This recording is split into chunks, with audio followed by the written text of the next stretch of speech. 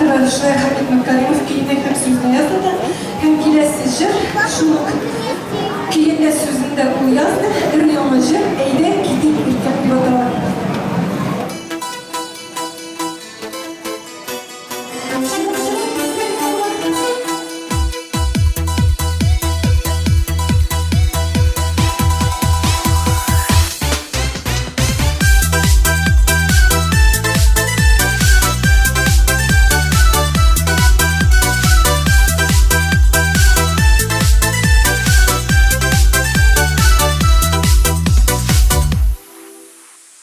Yolda biz birge oylarda, hiç kimde bilmegen yoklarda, bölüşüp hislerini sahrada, sürüleşik dolaşa.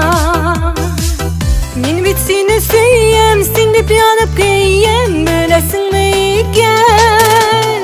Tek bizge ne bilgen afaklar ortana eyrelek gidigirken. Biz barası illerden behit kütte her jirde süyüp bakşası kürken. Biz küttük kütten bu mezgilni, yıldızlar sibilgen kişlerini, gözlerden olmuşa gözlerini, anlaşık sırlarını. Yam gözüngni canım eyde kanıt kağı, başık yırak eylegen. Tek bizge ne bilgen afaklar ortana eyrelek gidigirken. Biz barası illerden behit kütte her jirde süyüp bakşası kürken.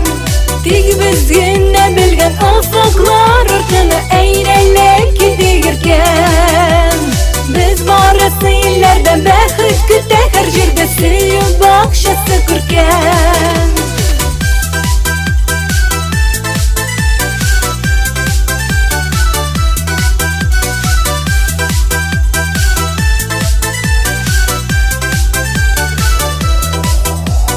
Yürmesin hislerden şiklenip, yürekne homanda titretip.